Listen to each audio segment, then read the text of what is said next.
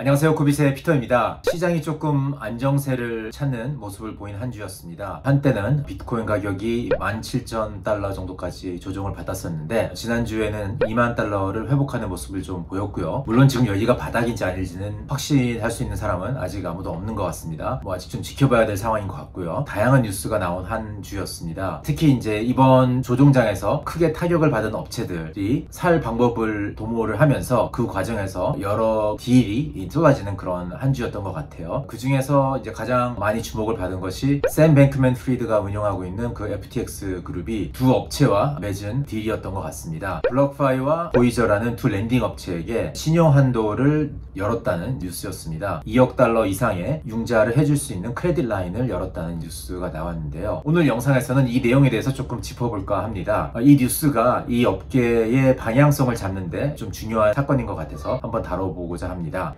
구독, 좋아요, 알림 설정 부탁드릴게요. 일단 특히 이제 블록파이 같은 경우 좀 여러 가지 디테일이 더 많이 나와 있는데요. 블록파이는 미국 소재 크립토 전문 대출 업체 중에 하나입니다. 넥소라든지 셀시우스 이런 여러 회사들이 있긴 한데 그 중에서도 상당히 브랜드 가치가 높고 업계에 많은 저명한 VC들이 투자를 한 이제 그런 회사로 알려져 있죠. 근데 이 회사도 이번 크립토 조종장에서 좀 많은 타격을 입었고 특히 3Arrow 캐피탈에게도 일부 익스포저가 있어서 어느 정도 손실이 있었던 것 같습니다. 지금은 손실을 전부 다 털어내고 더 이상의 남은 익스포저는 없다고 얘기를 하고 있는데 이 회사 자체는 어려운 상황인 것 같고요. 그래서 그 와중에 FTX 그룹으로부터 지원을 받게 된 거죠. 근데 한 가지 재미있는 것은 FTX 그룹과의 딜 내용을 보면은 대출 한도의 확보의 조건으로 훗날 FTX 그룹이 이 회사의 주식을 영원에 살 수 있는 그런 옵션이 딸려온다고 합니다. 이제 그럴 경우에는 이제 기존 블록파이의 주주들은 전부 다 갖고 있는 지분이 손실을 받게 되는 거고요. 그리고 기본적으로 FTX 그룹이 새로운 오너가 되는 거죠. 흔히 우리가 볼 수 있는 딜입니다. 어떤 회사가 부도가 났을 때 그 회사의 자본을 제공한 채무자라든지 아니면 주주들이 로스를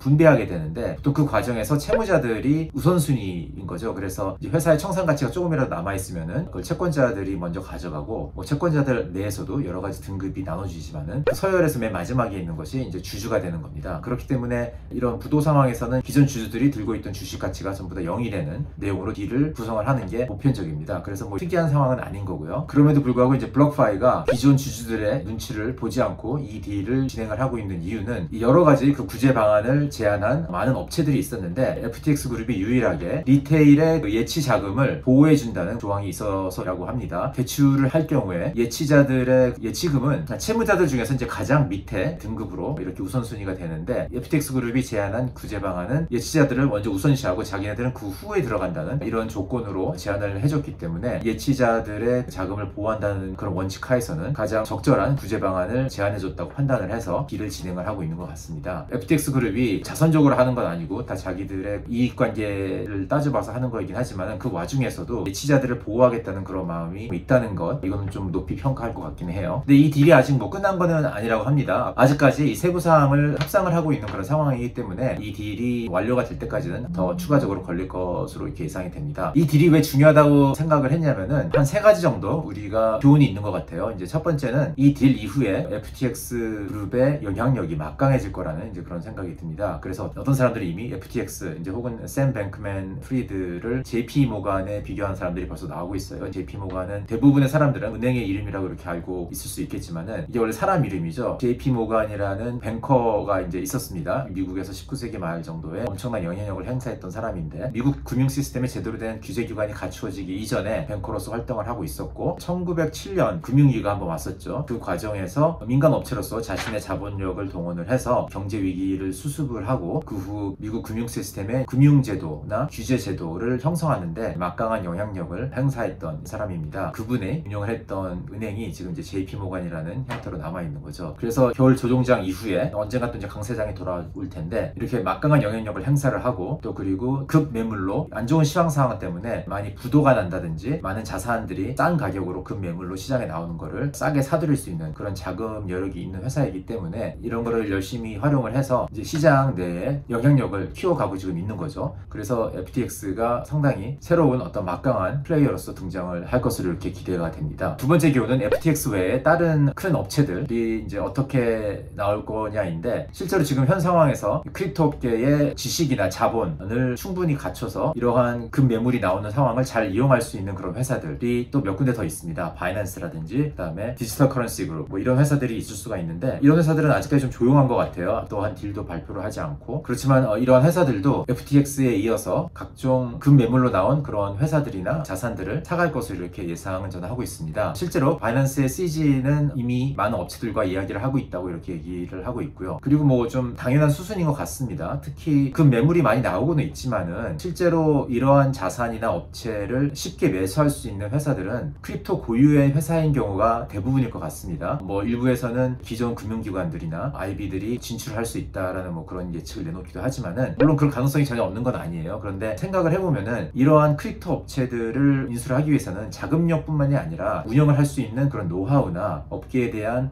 이해도나 인력들을 확보를 하고 있어야 되는데, 기존 금융회사들이 그러한 능력이 충분히 되는지는 모르겠어요. 그래서 패시브한 투자자로서 뭐 지분 투자만 할 수는 있겠지만은 이제 주도적인 역할을 하는 그런 업체로서 투자를 할 상황은 아닐 것 같습니다. 그래서 주로 크립토 네이티브한 업체들로 좀 한정되지 않을까, 이렇게 생각을 한번 해볼 수 있을 것 같고요. 그리고 마지막으로는 그레이스케일 비트코인 트러스트에 관한 이야기입니다. 갑자기 블록파이나 FTX 얘기를 하다가 왜 그레이스케일 얘기가 나오냐 이렇게 뭐 생각하실 수가 있는데, 7월 초에 7월 6일인가요? 이제 GBTC의 그 비트코인 전환이 승인을 기다리고 있는데, 일부에서는 뭐 조금 이에 대한 기대치도 좀 높아진 것 같기도 합니다. 그런데 이제 코비 리서치에서는 비트코인 현물 ETF의 승인은 금년 내는 어려울 걸로 이렇게 예측을 했었고요. 그렇기 때문에 이 GBTC의 승인도 많은 분들이 좀 기대를 하고 있음에도 불구하고 이번에 승인될 것은 좀 가능성이 낮은 걸로 저희는 이렇게 보고 있습니다. 이번에 크립토 조종장과 관련해서 GBTC의 ETF 승인이 나올 확률이 적을 또 이유가 또 한 가지 있는데요. 이제 SEC 입장에서는 지금의 조종장이 규제의 영향력을 넓힐 수 있는 아주 절호의 찬스인 거죠. 그런 상황에서 GBTC의 ETF 전환을 승인을 하게 되면은 그런 영향력을 행사할 수 있는 기회가 좀 줄어들 수 있다는 겁니다. 그 이유는 뭐냐면은 GBTC가 프리미엄에서 거래가 됐던 때가 있었죠. 이제 그 당시에 많은 문제를 제기할 수 있는 방법으로 자금을 조달을 해서 이 GBTC 차익 거래를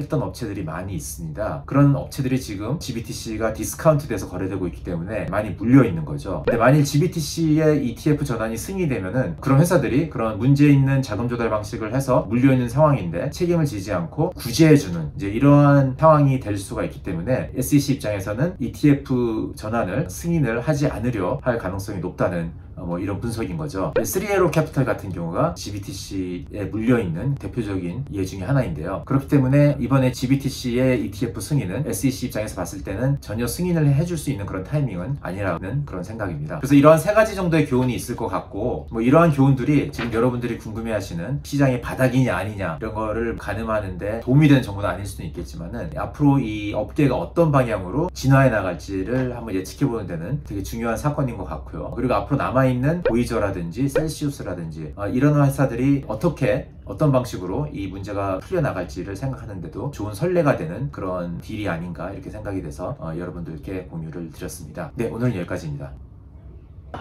바이바이.